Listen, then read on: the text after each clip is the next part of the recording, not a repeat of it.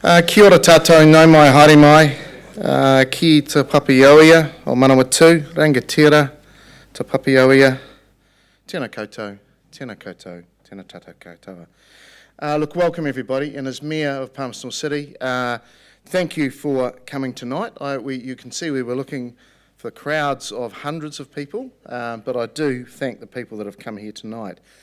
So tonight is around an update of where we've got to with our wastewater BPO, the Nature Calls project. I just want to introduce some people on the stage, and before I do that, also just want to acknowledge Rangatane, our mana whenua, who are part of our BPO steering group. Unfortunately, of prior commitment, they're not here tonight, but I would like to acknowledge and introduce David Warburton, who is our independent chair of our BPO steering group, the Best Practical Option Steering Group, Milena Voss, who's the project manager, Robert Van Bentum, who is our infrastructure manager, and Jim Bradley, who is the national lead for Stantec, who are our lead consultants on the project.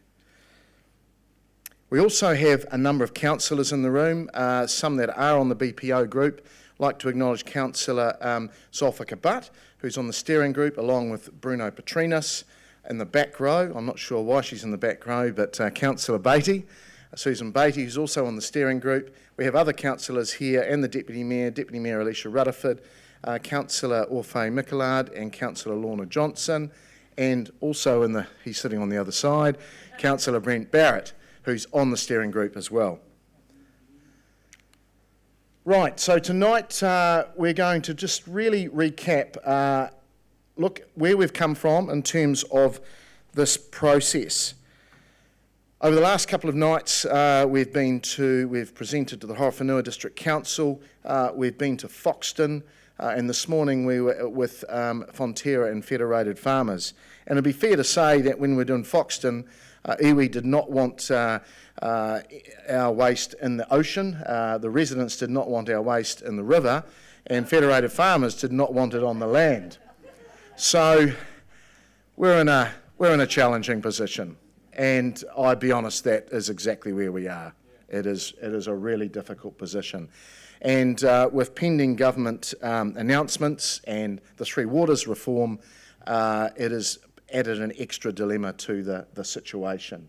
The city is obviously an inland city. It's the second largest inland city in the country, and on top of that, we're the first, what I'd say, cab off the rank with the new environmental standards and looking for wastewater consents. So in terms of the progress we've made since the last public engagement we've had with Palmerston City residents in late 2020 was around the technical work we've done. You're going to hear a little bit more about that. The analysis of the engagement feedback, the MCA, which is the multi-criteria assessment. We'll talk about what we've done with iwi, not only our own mana whenua Rangatane, but also other regional iwi, which is ongoing, that work. We're at a point now in the project where we do need to make a decision on this BPO, and it must be done by mid-2021. What we've learned from the engagement process, and how that's helped us and will help us inform the BPO assessment and all the issues that go with that, the environmental, the cultural, the social and the economic issues that go with that. We'll talk about that a little bit later in the presentation. We'll cover the challenges that we're facing with the Department of Internal Affairs in a local government perspective and the policy changes that have come about. Robert will talk about the options and go into those into a little bit more detail. And then we'll just finish off with the engagement process to date, where we're going, who we're seeing, and there'll be plenty of time for questions at the end. So the changing landscape for infrastructure delivery and environmental management. It's no secret that the government are looking to reform the Three Waters space. And that was led about really around freshwater initially, with the Havelock North issue that happened up there, where unfortunately 4 people died and many thousands were poisoned through unsafe water. So that has come about around widening that net to the 3 waters, which is fresh water, wastewater and storm water. So it's around the safety of our water, better environmental performance. We have a number of ageing wastewater plants right throughout the whole country, even around us, upstream and downstream, Manawatu River. The accountability. Some of our sectors, the agricultural sector, have been asked for way more accountability, and the dairy sector especially are heavily regulated now. That has turned to us now as municipal providers of waters. So the accountability comes into that as well. And of course the affordability. With the upgrades of these plants, the numbers are absolutely eye-watering. And if we don't do it with a bit of scale, that it is simply unaffordable. On top of that, we have a huge amount of policy changes. It's almost an understatement to say they're coming at us almost weekly. RMA will be repealed, and there'll be 3 different pillars to that. That's a whole discussion in itself. Many national policy statements are coming to us around freshwater management, NES on wastewater overflows. We have policy statements around urban development and the Resource Management Act, as I said before. National environmental standards have lifted significantly. And also at a local level, for Horizons Regional Council, the One Plan, which is basically the plan that governs our consents in the waters and environmental space. So I might now pass to you, Milena, around the BPO commitments.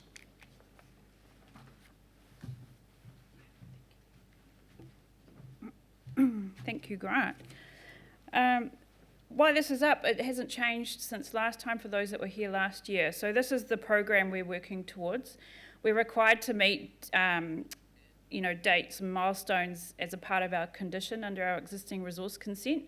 So the council were required back in 2017 to start this best practical option process.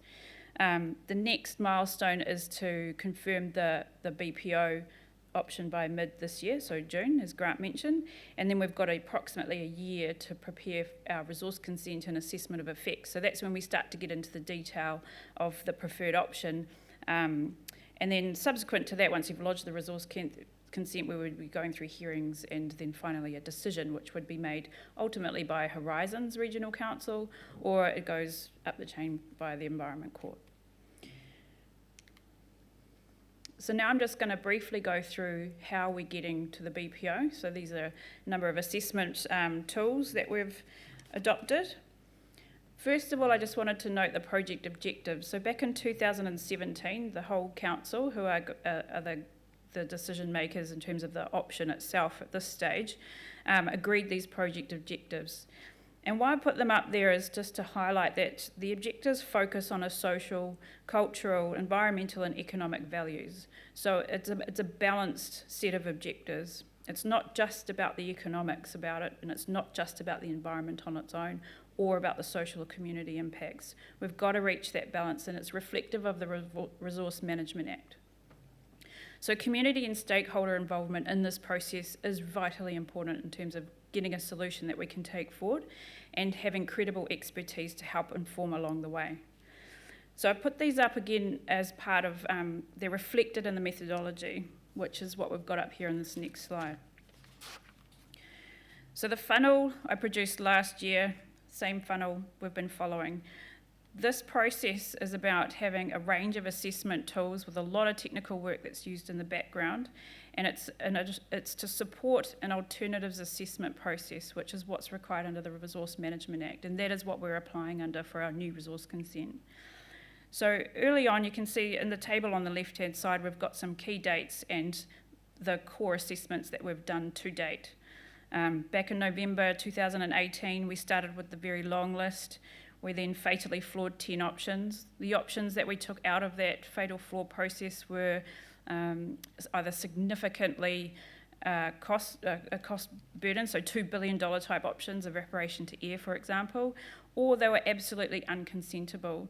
So in that early long list, we actually fatally flawed what we currently do now. So what we are doing, the treatment levels that we've got going into the river, we confirmed that would not get through the resource consent process, so we got rid of it.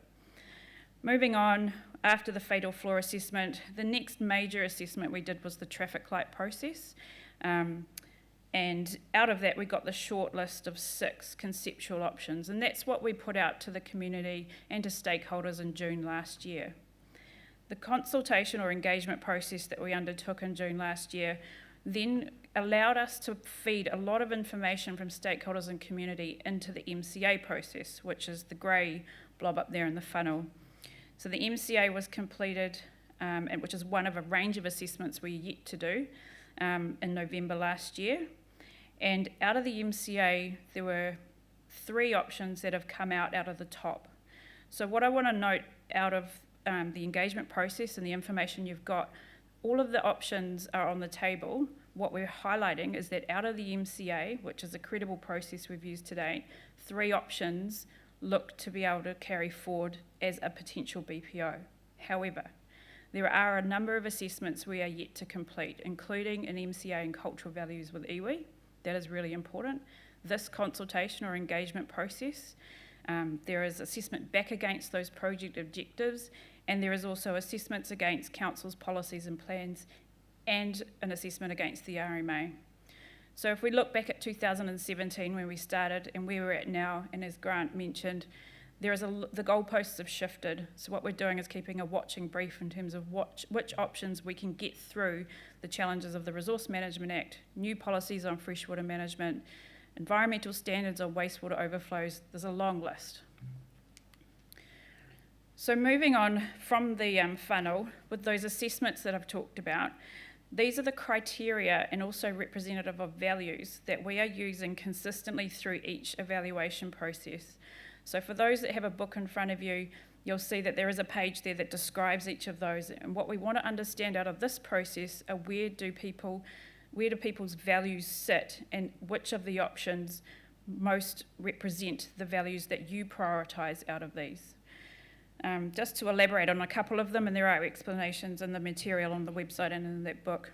Technology and infrastructure is coming through as a really valued criteria, in that with an emphasis on technology and infrastructure, it means, is there an ability in the future for council to adopt an option that could tack on higher treatment in 5 years' time or 10 years' time? Or is there an opportunity for a solution to better support a regionalised type approach? And those involved in developing up that technology and innovation are the likes of Jim and technical consultants who have the expertise in that area. In contrast, we've got natural environment, which really focuses on the level of effect an option may have on that environment. And to understand that, we identify what the sensitivity is of that. So understanding the river is highly sensitive environment.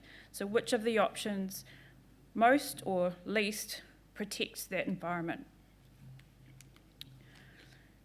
So this leads into, well, how do we get this through the process that we've got to get it through? Condition 23B is what's in our current resource consent, which was implemented back in 2013. The bullet points up there summarise really what the BPO needs to be. So it needs to avoid adverse effects on the receiving environment. It needs to identify financial implications. It needs to account for technology and innovation. So you can see in these, they are somewhat reflected in the criteria we've been using to assess each of the options. But what is critical here is that it must pass the purpose and principles of the Resource Management Act, which looks at the social, the environmental, the cultural and the economic effects of an option. So now I'm just going to pass on to what the options are, which Robert is going to cover off.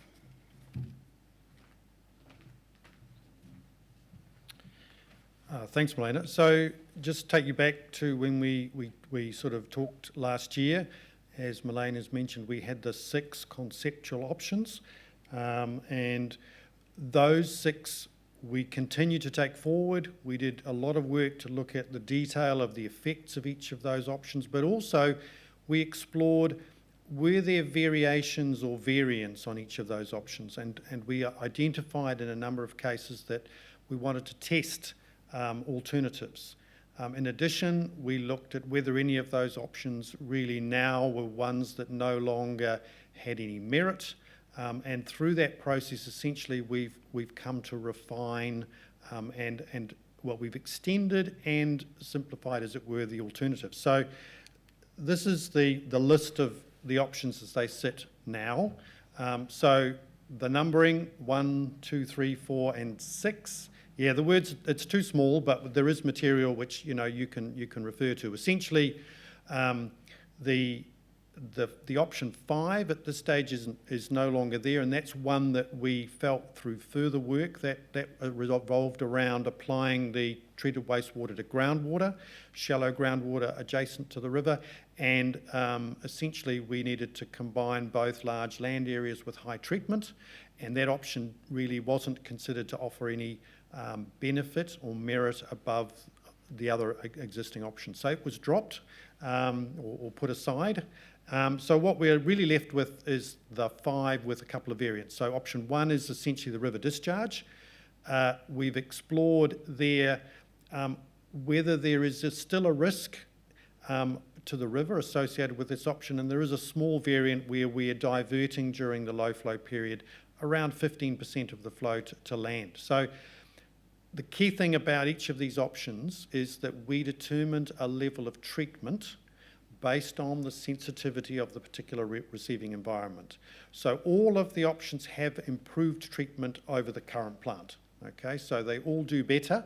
The question is, what's the extent to which they do better? And we've taken as our base case what we believe is necessary, not only to meet the current receiving environment requirements, but also having an eye on where those national policy statements, those national environment standards are going. So the highest level of treatment we're providing is to the most sensitive environment, and that's option 1. The river is the most sensitive receiving environment. It receives a level of treatment which removes more than 90% of the nutrients, virtually all of the suspended solids and bacteria. I mean, you can never say 0 because there's always a possibility, but we're literally down to undetectable levels of those contaminants and a small level of biological contamination still, but it's an extremely high quality wastewater. So the treatment process currently being applied in other parts of New Zealand, but it's called a 5-stage biological nutrient removal, but it has at the end the key additional item is membrane filtration. I mean, and Jim might elaborate on this, but we're down to sort of sub-micron level contamination, which can remove essentially things down to molecular level. So all of those microplastics and some of those long chain organic contaminants. So option 1, 2 variants. 1, everything to the river. The second variant, taking some out and applying to land. Option 2, unchanged. That's where we had 2 different points of discharge in the river, and that reflects the sensitivity of the river in different locations. The higher sensitivity to nutrients around the gravel bed sections, and the lower sensitivity around attached, algae in the muddy bottom sections. So that's the area of the river typically downriver of Opiki. So, and that option also had a significant portion to land during the low flow periods.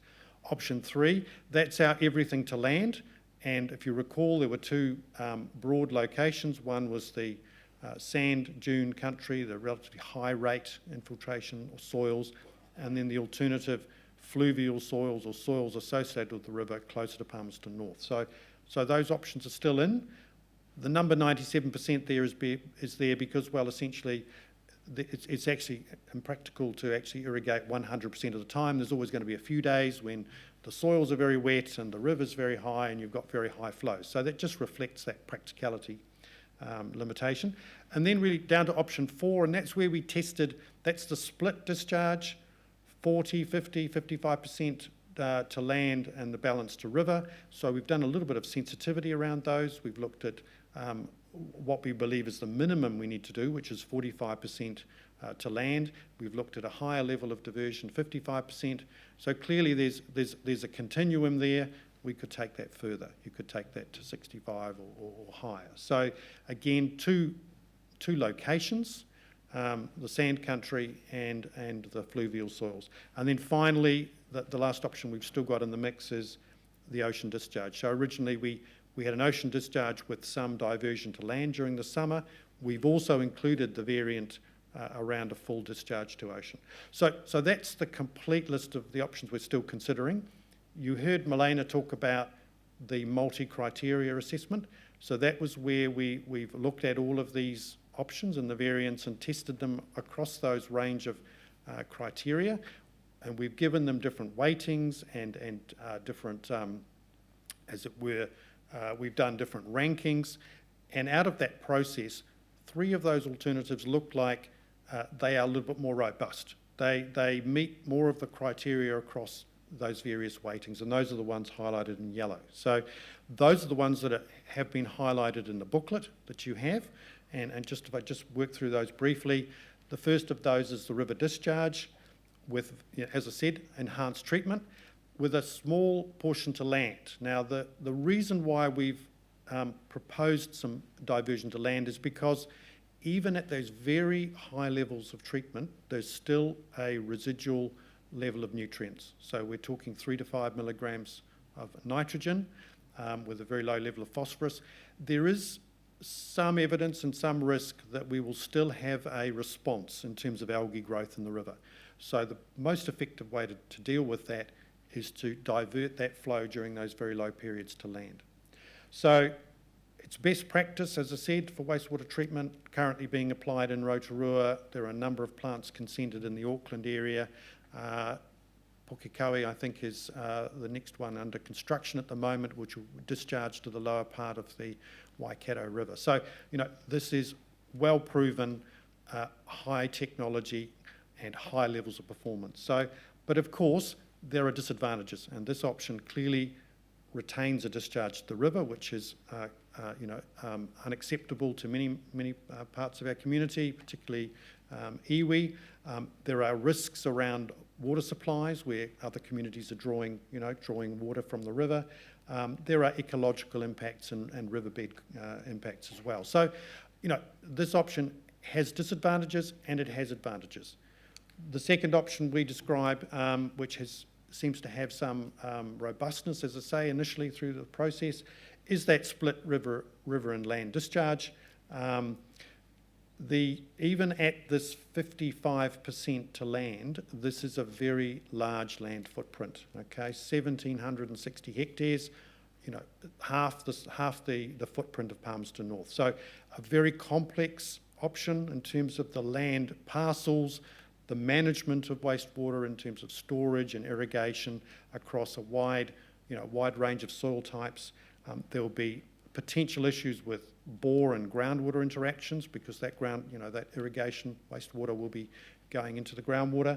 And there's also, even at these very high levels of treatment, there are small concentrations, down at the nano level of contaminants, and they will accumulate over time. So, that's something to be managed, but in effect. So, again, there will be significant impacts on landowners, on people who live in proximities to. They may be concerned about the effects of this sort of discharge. So, this is an option that has, it has benefits and advantages, but there are also risks. So, and then finally, the third option is really around a discharge to the ocean.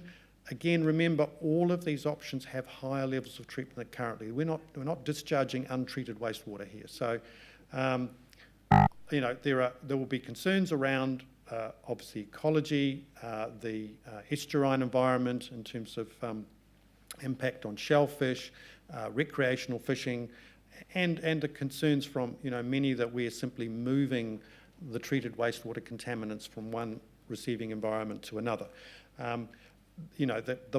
The proposal at the moment, it's a concept level option, calls for a 2 kilometre long outfall discharging wastewater at a depth of around 20 metres. So, there's good levels of mixing, but there are effects. That discharge will dilute, and essentially we're relying on the receiving environment to manage that. So those are the three that we've highlighted in the booklet. But as I say, all options remain open, and we are interested in feedback on all of the options. So. Essentially, within our options development, as I've already described, we have been looking at how we can effectively mitigate those effects. So we believe that all of the options we're putting before you are all consentable, robust. They can all provide for not only the growth and the development aspirations of the community, but also they will be robust in the face of the change in environmental standards that we're looking at facing over the next few years. So the other thing to bear in mind is we aren't just concerned about what happens when the wastewater arrives at the treatment plant. There's a lot of work going into managing the inflows and loads, and working proactively with our trade waste customers, who contribute a measurable quantity of flow and load to the plant, helping them to identify pre-treatment, cleaner ways of processing products to result, which result in less waste, because the benefit will be twofold. Not only will they save on trade waste charges, but we also potentially can, look at designing a plant that's smaller than it might otherwise be sized. So the other key area for us in terms of the network is, you'll be aware that all wastewater networks suffer from the problem that as they age and over time, they develop faults and cracks, and so that allows the opportunity for stormwater to enter the networks, and those stormwater contributions result in higher peak flows and on wetter periods in the year. So that's an additional volume to be dealt with at the wastewater treatment plant.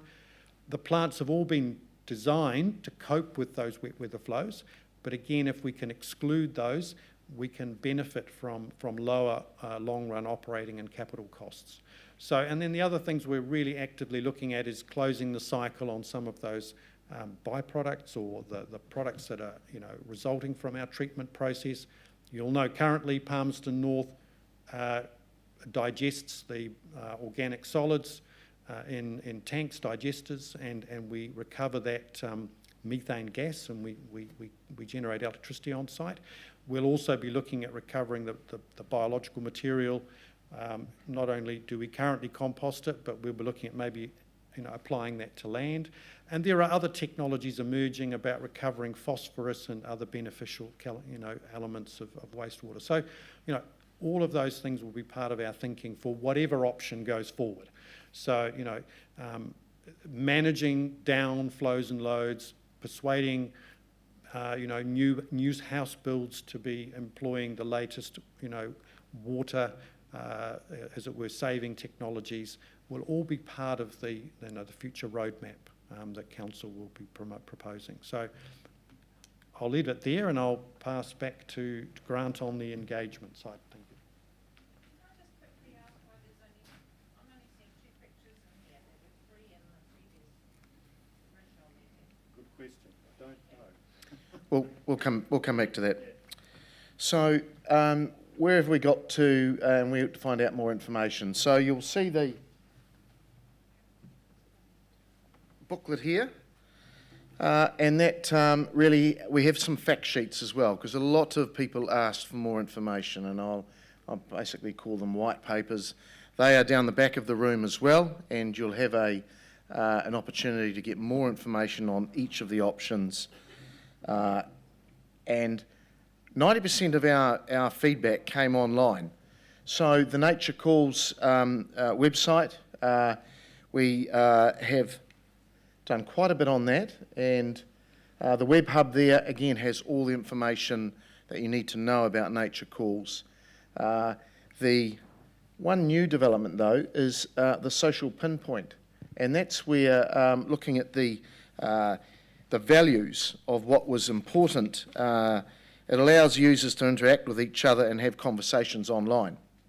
It's a new digital engagement tool, and we've done that rather than the options. We've chosen the values of what people feel important to themselves.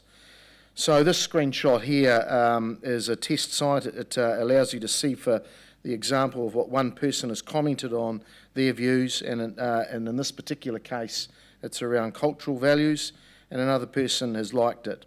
So you can see that happen for all the values.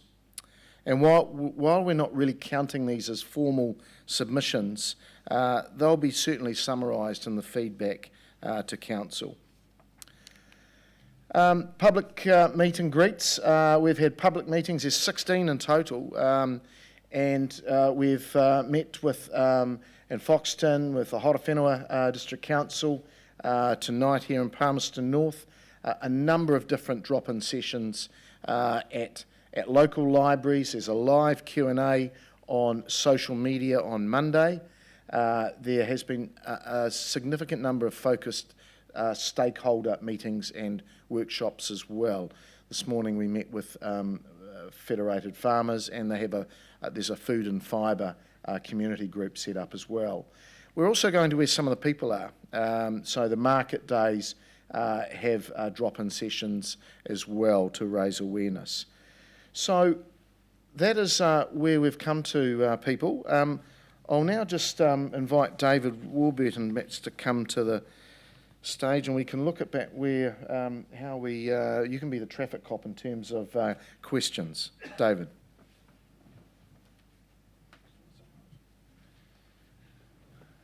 Thank you, Your Worship, and good evening, everyone. Just before we start the question session, because we're really keen to get your feedback, there's just a couple of things that I'd like to touch on.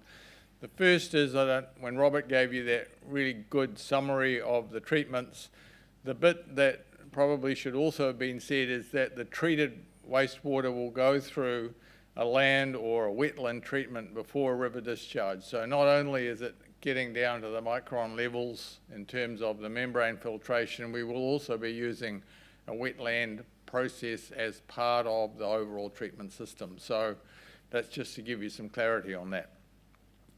The second thing that I think probably we just need to touch on the question that a lot of people keep asking is, why are we still doing this given all the changes that are occurring? And I just really want to be clear on that, just to diffuse any concern here. The council's required to do it statutorily. The Resource Management Act still stands. The council's operating under that. And as a responsible citizen, it needs to go through that process to comply with it. The central government is almost certainly going to implement the proposed water restructuring. We are anticipating that will all come into effect in principle this year, to take effect operationally through next year and be implemented the year after. So what will happen is that this consenting process may well end up being constructed by a new entity, but the approvals and the processes and the principles are still valid, because what we're doing is actually saying, what is the receiving environment, how will it be impacted, and as Milena said, what are the values that we are putting priority on to assess what the best option might be. And that will be true whatever the entity is that constructs it and manages it. So we're still going through that process, even though it may be transferred in terms of the work to date to some other entity to deliver. So that's sort of where we're at in the process. So we're now open for questions. We have Mike with a mic roving through the group. So if you have a question, could you put your hand up so that we actually get a bit of a spread, and then I will not only pick the questions, I'll pick the answerer, so that we try and spread it around a bit. So, Madam. Oh, is this going? Yep. Oh, I'm going to delight you with a negative. I was at the original meeting and there was another one option. Is this with what you're talking about, unconsentable, which didn't have all the land. It was just basically the treatment plant down to wetlands and then out to the river. You'd agree with me? Yeah. Can you perhaps explain, because that was the one I voted for, and I think there were two that people voted for, and that was the one we were voting for. So just an explanation as to why that was dropped off the chart. Robert. Yeah, so that was essentially the conceptual level option 1. Yeah. So it's still there, but in terms of doing further work, we did quite a lot of modelling work in the river, and the water quality ecology scientists identified that even at those very high levels of treatment with those very low levels of nitrogen, there was still a risk that we might have some additional impact in terms of growth of periphyton. So what we've suggested in the variant is a footprint, some land, around 600 hectares, which would allow us to divert a portion of that discharge during the low flow period. So it works out at about 85% to river, 15% to land in terms of volumetric diversion. So that doesn't mean we won't look at other ways of essentially making sure that that option is consentable, but this gives us more confidence that we will not have a negative impact on the river. So. I'd just like to add to that, because I was very involved at the time. I believe that the reason people, and this is for all of you, well, the councillors, the reason people were voting for number 1 was because it was worked out at about 10.2 million per annum, because I'd worked it all out as well, and it went up to something like 27 million per annum for the different options. And I think it's really, really important that we consider. I know hear what you're saying, totally done a brilliant job, and you too, Malena, was it? Thank you. Explaining it, it's awesome, but we do, it's got to prioritise it, have to prioritise on cost as well, because we know who's going to pay for it unless the government takes it over, and that scares the hell out of me. I like local representation. Yeah, so I think at the end of the day, whatever entity builds it and delivers it, we will all pay for it in whatever form you call it, whether it's taxes or rates or GST or whatever. It's all our money at the end of the day, whatever the entity is, unless they decide to print some more that we'll pay for in a different way. So from a practical point of view, you're right. The bit we need to emphasise is that what we're really driving is the values base on the receiving environments to meet what's needed, and then determine what's affordable and how we manage it. So it is an iterative process that we need to work through. Just behind you, Olivia. Thank you. I've come in not knowing a lot about this, but how much of a heads up have you had about the new entity, and, you know, how much have you been able to glean? Because looking at page 4, you know, by 2025, you know, the council will no longer be responsible for the delivery. So how much do you know? Can you tell us? Are you flying blindly with this, or because I'm looking to the future more than the past? So I can give you a quick sketch of where it's at. So for some of you, you'll be familiar with it. So just to try and put everybody on the same page, because of the issues that the Mayor referred to, the government stepped in and said, we need to do something about water. So there are primarily 2 drivers in this, and the first driver is safety, which drove the drinking water issue and the deaths. So driver 1 for the process was, what do we have to do in New Zealand to ensure that every New Zealander or every visitor to New Zealand is guaranteed safe drinking water to meet, and there's World Health Drinking Water Standards, which is sort of used as the template to go by. So that was driver 1. Driver 2 was the overall quality of our receiving waters in New Zealand is not as pristine as we like to think they are.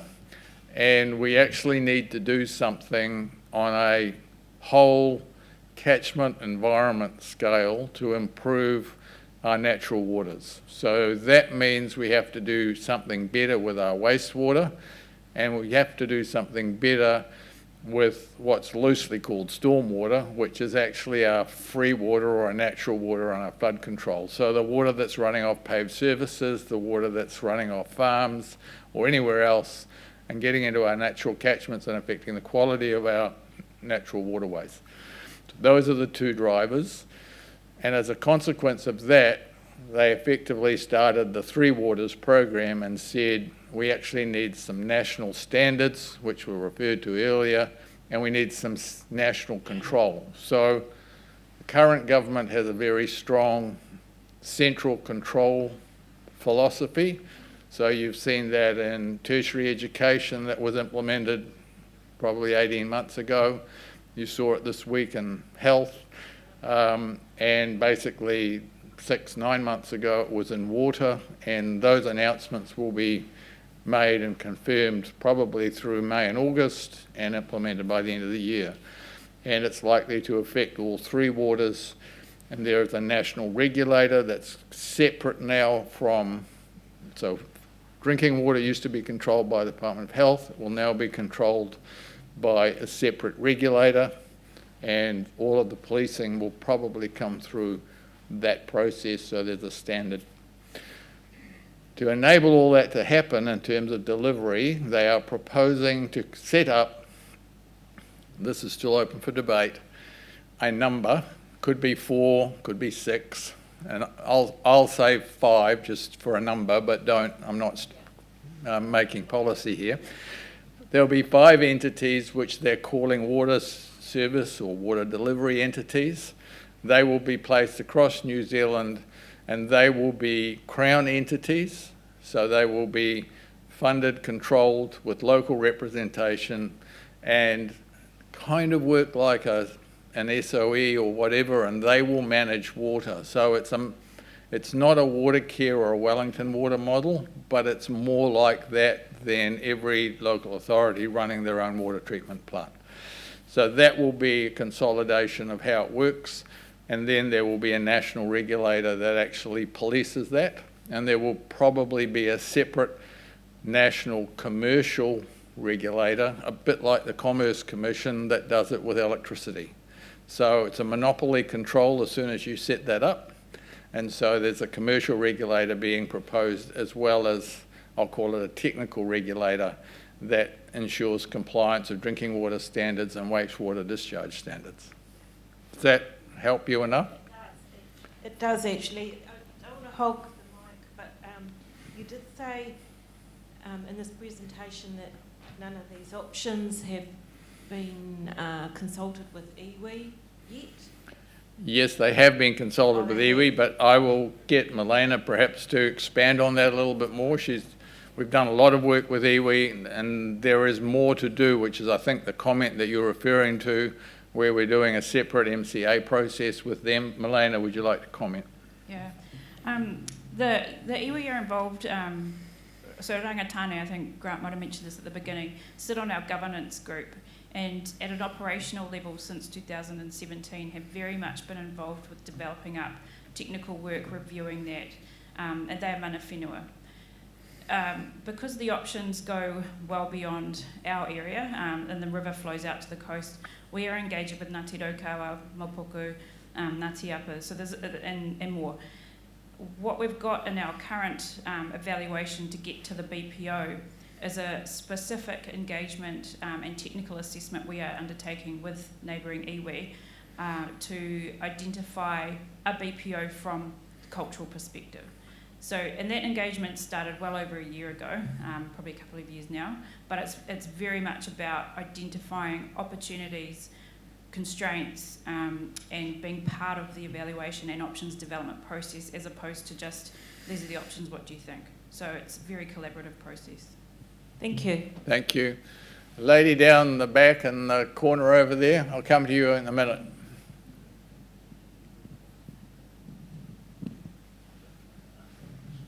I have two questions, but I think they're both quick. The first one is, would I want to swim downstream where the discharge is happening in the river? Would that be healthy for me? In terms of the options we propose with the river discharge, absolutely.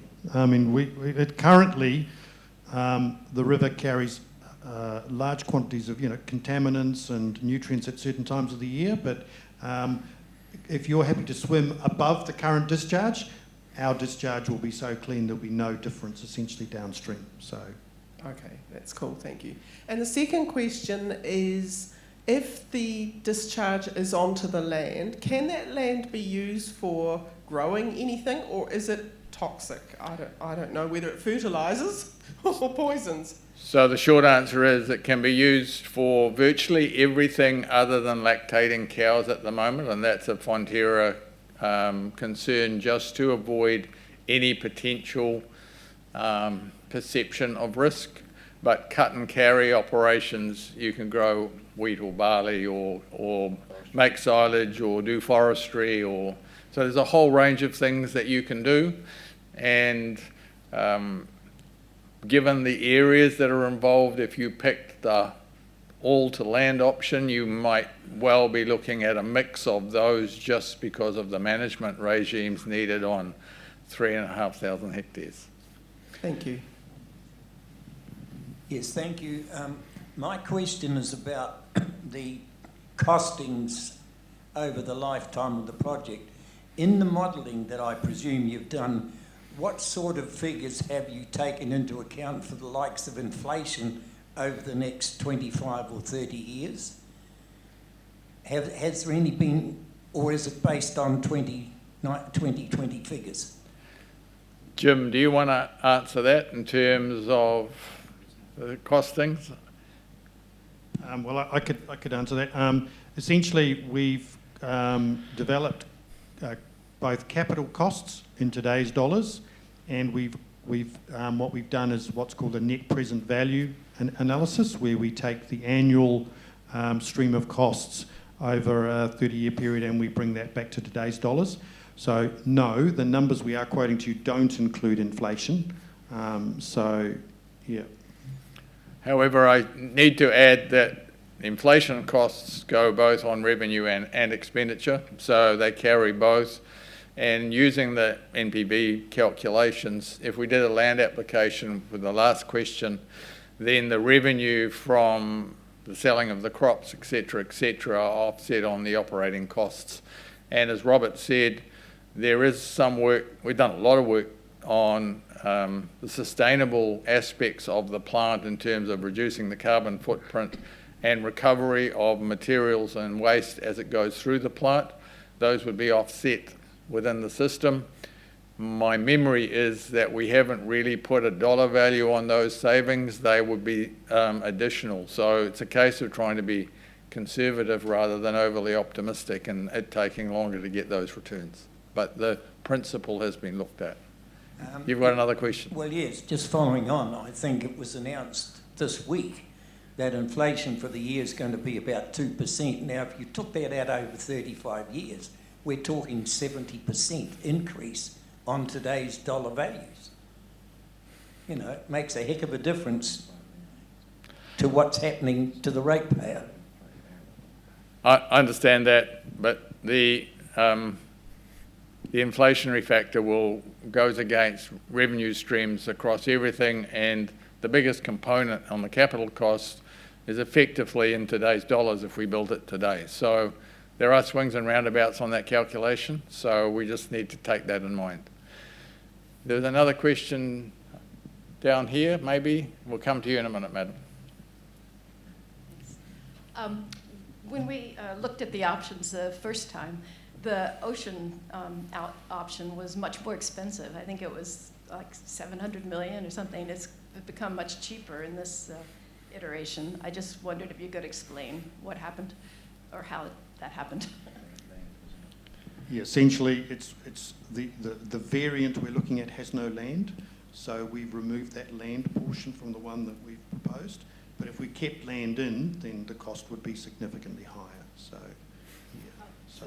One before had land? It had land, yes, yes. There was a desire to have a portion of the wastewater go to land during the summertime, but yeah, what we're putting to you really is we consider that we can fully consent a full discharge to ocean based on mitigating the effects in the receiving environment. So yeah, so. Lady, oh, sorry. Lady over there next to the lady in the red. Thank you for this opportunity to be able to come and ask questions. I find that valuable. I heard recently that Palmerston North is only getting between 50 and 60% of what was considered its annual rainfall. So, I mean, someone can tell me if that's right or not. Because if we are having a diminishing amount of rainfall each year, what are the impacts on the river flow, the stormwater that goes into the treatment, and on discharge to land? So if I can broaden that question slightly, part of the analysis that we are doing is looking at what the impacts of climate change might be broadly. So, this may be a short period of time where the average rainfall over the last 3 or 5 years is lower. We could have more in the next 3 to 5 years, and we have to accommodate that. So, but long term, we probably will see more erratic rainfall and higher peaks in terms of what they're predicting with climate change, and that's been designed into the process, and that's part of what has to be covered in the land application in particular, and why, as Robert explained, even with the all of river discharge, we want to have a land component to accommodate what might be very low flows, which would make it maybe undesirable to put anything in the river at all, in which case the land comes into it. So that's why those option components are being built into the long-term feasibility of it. So we are looking at those variables. The gentleman up here.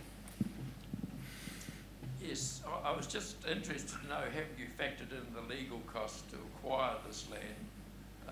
Because I can see a lot of problems with, you might draw a circle that encompasses only a quarter of somebody's farm, which could make that farm uneconomical with a quarter taken out.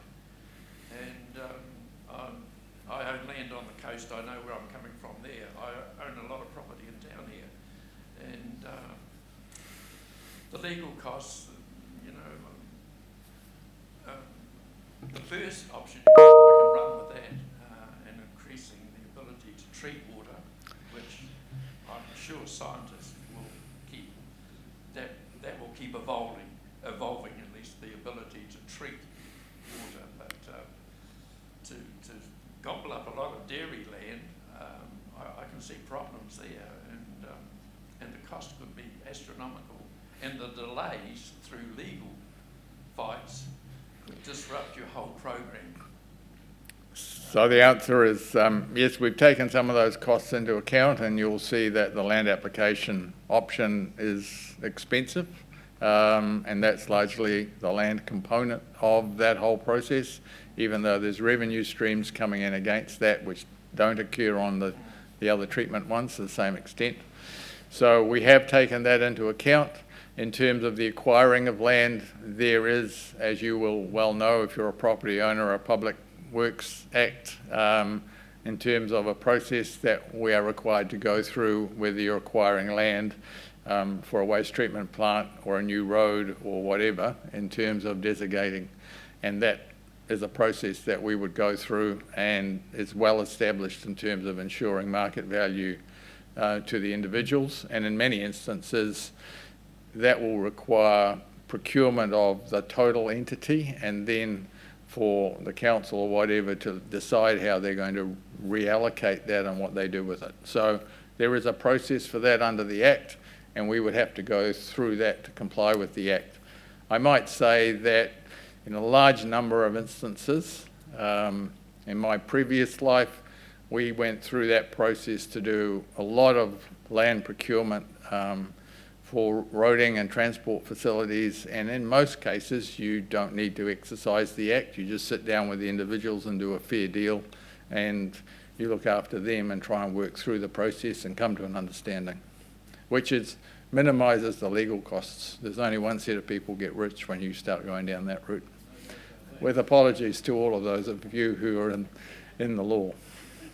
I think many years ago, the Longbourn freezing works, everything went straight into the river, and the eels, you could just about use them for battens on the beach. They were that bad. Yep. I never saw any complaints in the papers about the pollution from the Longbourn freezing. And you speak into the mic because the people behind you can't hear you. But yes, I understand that, and that's partly the reason why we are where we are today, because people don't want to go back to that and want to make sure it's not happening anymore.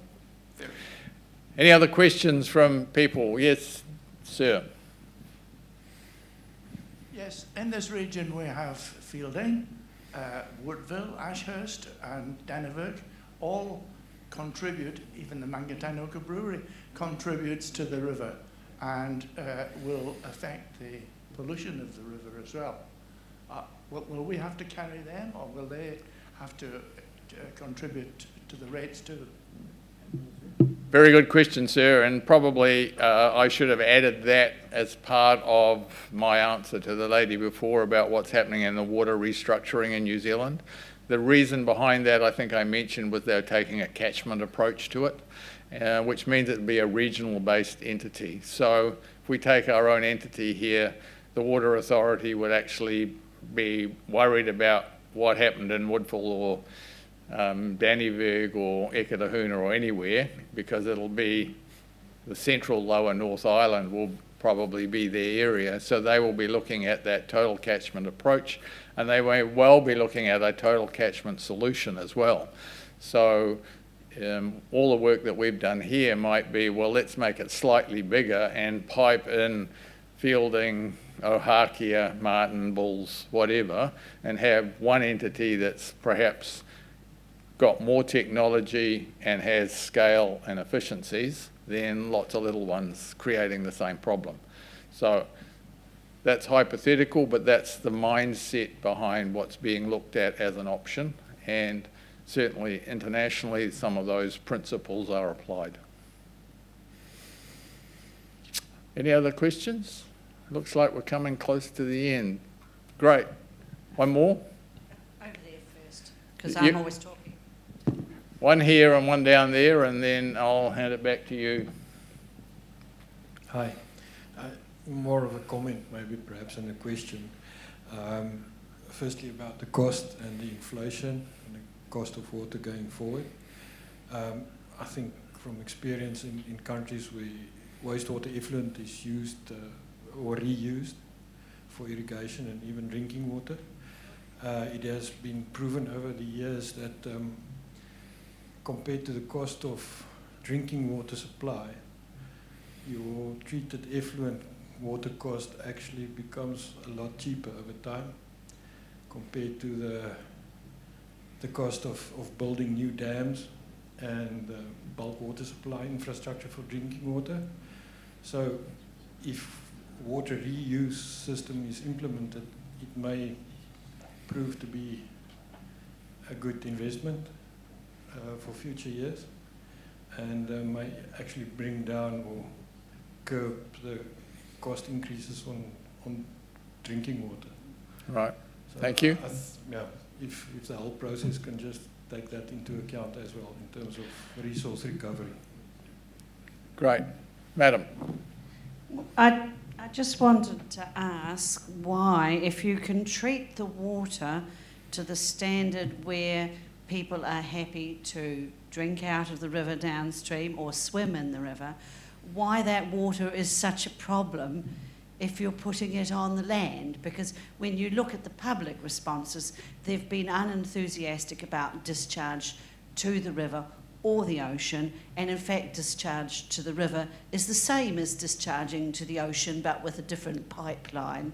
So there is a lot of interest in ordinary people, and particularly in young people, for a discharge to land. And if that water's not polluted, what's the problem in discharging it to land? Why do you need to own that land, to ring fence it off like it's contagious or contaminated? I can answer that, but I'll let Robert do it. 'Cause, I mean, I can do it if you like. Jim, you have a go. It's good evening, Cora. Lovely to be with you. The many questions that we often get, I've had the privilege of working around New Zealand on these kind of projects for many years. In fact, my first land and water one was in the early 70s in a place called Palmerston South. That was the first one that mixed land and water. But anyway, the whole approach under the Resource Management Act is to work from, as Milena said, the receiving environment and work back to the standard of treatment needed for that. So from a land application point of view, it's a matter of what can the land sustainably receive in terms of the liquid amount, the irrigation rate, what can it receive, and very important in this area with the Horizons 1 plan, what can it receive in terms of nitrogen so that the leaching out, and the farming community is very much caught with that and involved in this and making great strides, how much can leach out, and therefore the combination of treatment to match against the land, taking into account also the trace materials like heavy metals and things. So the evidence is there of what certain types of land can take, and that determines the type and size of the land application for the volumes we're looking at, and it determines back up the pipe, the treatment. So yes, we can treat, and the interesting thing is on the inland soils, as we call them, the fluvial or the loam soils, the proposal for that option is, as David said, a cut and carry, where in fact the nitrogen, the phosphorus, is zapped up by the lucerne or the barley, and the degree or the amount put on is managed against how much of that nutrient will leach out the bottom, because most of it's taken off. Where by contrast with the river discharge options, at the very low flows, nitrogen is the king, as Robert was saying, and also phosphorus. It's interesting when the council did the last consent in 2002, the nitrogen issue on the river at very low rivers wasn't actually known or understood, and that's the reason why there's no nitrogen level on the current consent. So matching the receiving environment to the degree of treatment. And the science, the evidence is there right through. Can I just make one further comment about the dry periods? And this came out very much at the Federated Farmers meeting this morning, is that, and this is happening in many of our consents where we have a kind of sustainability policy that if the treatment level is at a certain standard for a certain discharge, but there are needs, demands during dry weather for application, for farming, for horticulture, for agriculture, for council sports grounds, for a nearby raceway, for example.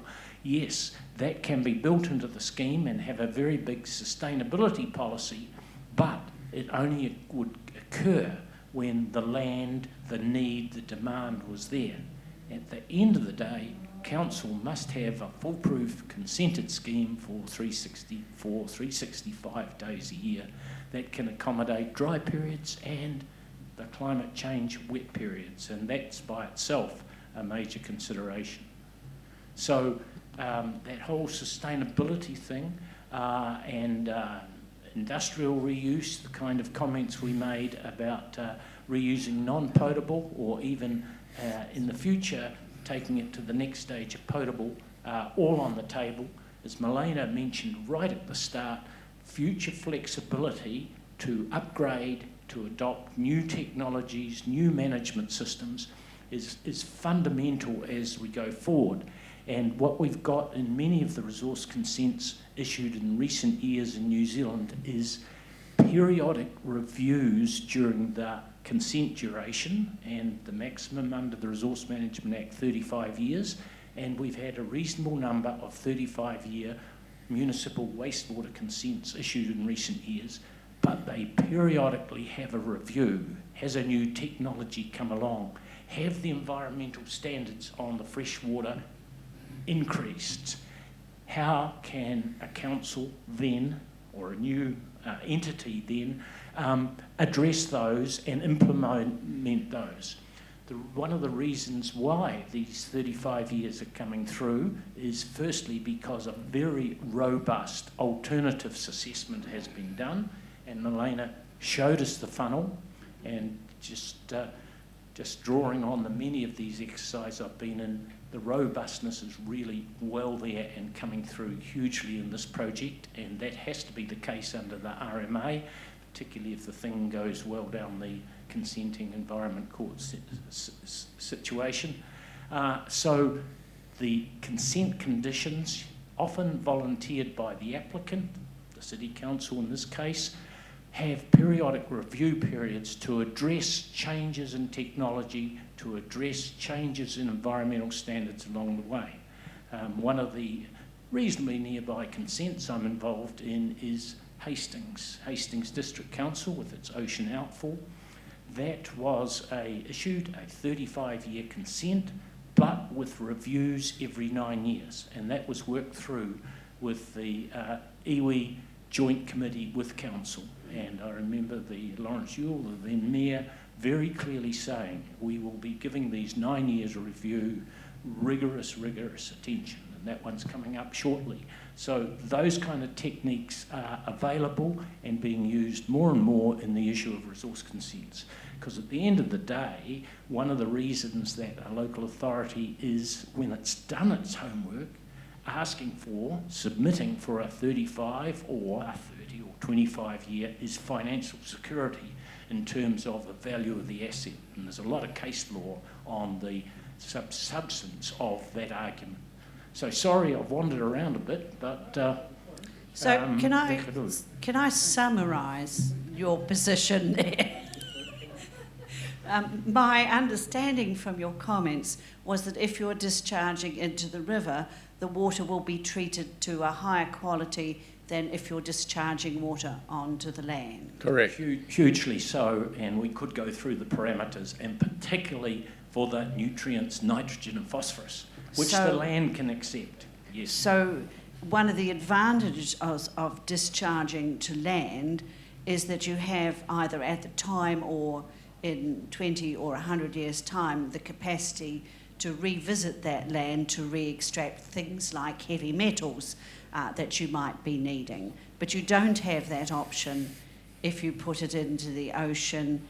Where do the heavy metals go if you're putting it into the river? Are they being extracted at the plant?